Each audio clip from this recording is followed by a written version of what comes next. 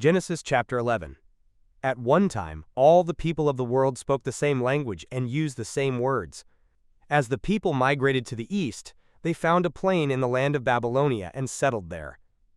They began saying to each other, "Let's make bricks and harden them with fire." In this region, bricks were used instead of stone, and tar was used for mortar.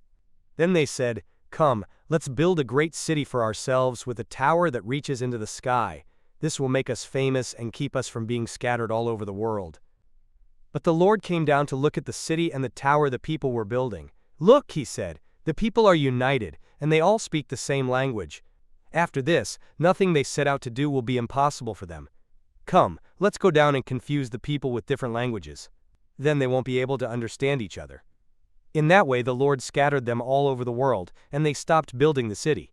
That is why the city was called Babel, because that is where the Lord confused the people with different languages. In this way he scattered them all over the world. This is the account of Shem's family. 2 years after the great flood, when Shem was 100 years old, he became the father of Arphaxad. After the birth of Arphaxad, Shem lived another 500 years and had other sons and daughters. When Arphaxad was 35 years old, he became the father of Shelah. After the birth of Shelah, Arphaxad lived another 403 years and had other sons and daughters. When Shelah was 30 years old, he became the father of Eber. After the birth of Eber, Shelah lived another 403 years and had other sons and daughters. When Eber was 34 years old, he became the father of Peleg. After the birth of Peleg, Eber lived another 430 years and had other sons and daughters. When Peleg was 30 years old, he became the father of Reu. After the birth of Reu, Peleg lived another 209 years and had other sons and daughters. When Reu was 32 years old, he became the father of Serug.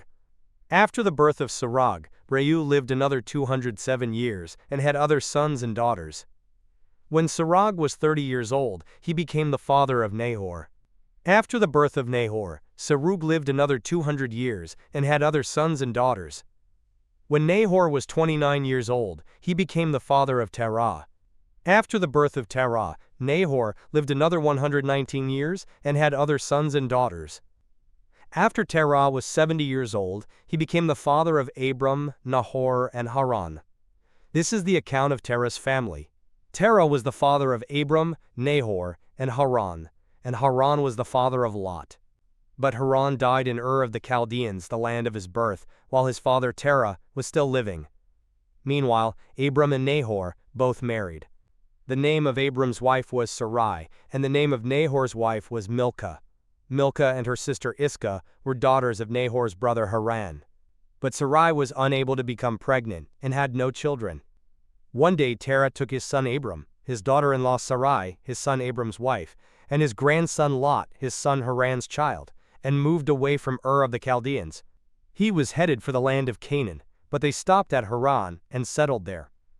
Terah lived for 205 years and died while still in Haran.